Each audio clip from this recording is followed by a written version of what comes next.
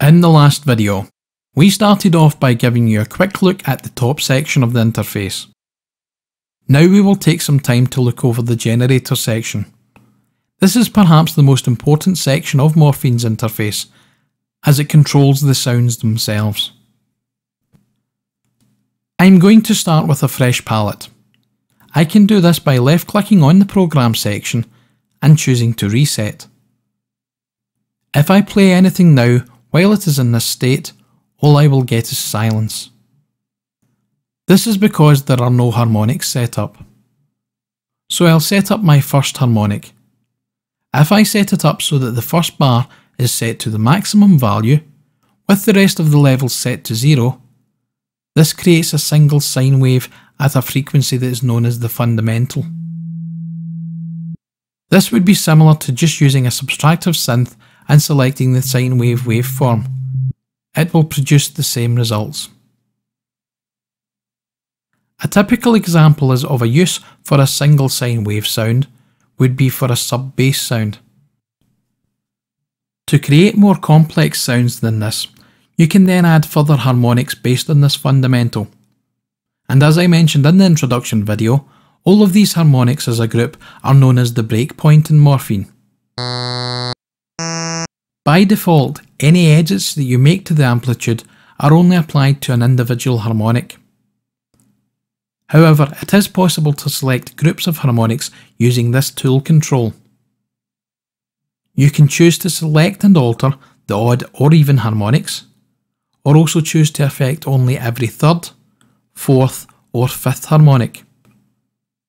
Alternatively, you can also choose from any of the 4 filters that are available for use. Filter 1 starts off affecting a narrow band of harmonics, and with increments, the width of frequencies affected gets wider. The harmonic amplitudes themselves are not the only parameters that go to make up an individual breakpoint. There are other controls as well, which can be accessed by clicking on these buttons up here. In these areas, you can create another series of yellow bars, each of which will correspond to the equivalent harmonic in the amplitude section. These individually control the panning, the detuning, velocity, and the window of each individual sine wave that you have set up in the amplitude section. Whereas the amplitude controls the volume of each harmonic, the detune controls the tuning. This allows you to change the individual frequency of each harmonic.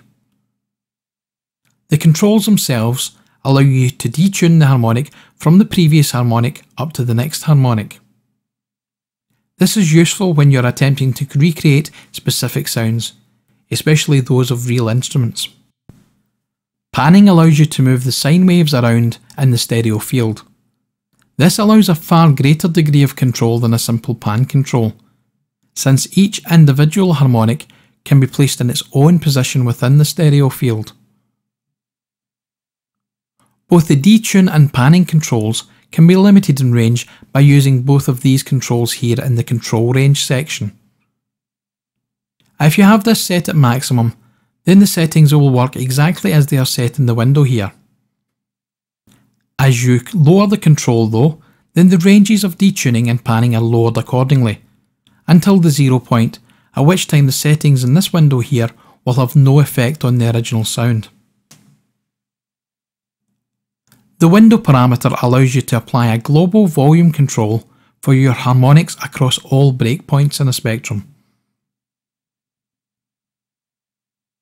Below the control range section, you can find a pulse width modulation filter.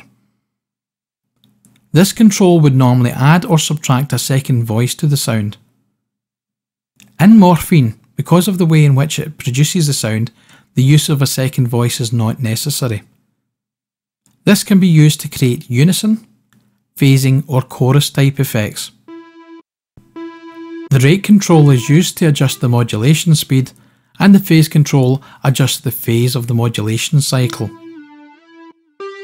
It is possible to control the modulation cycle further by selecting to have it run freely or run in time with any notes.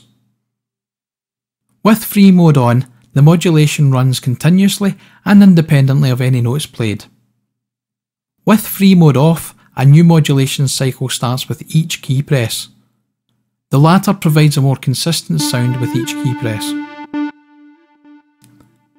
This video covered how to create a breakpoint, and in the next section we will look at how to turn a series of breakpoints into a spectrum.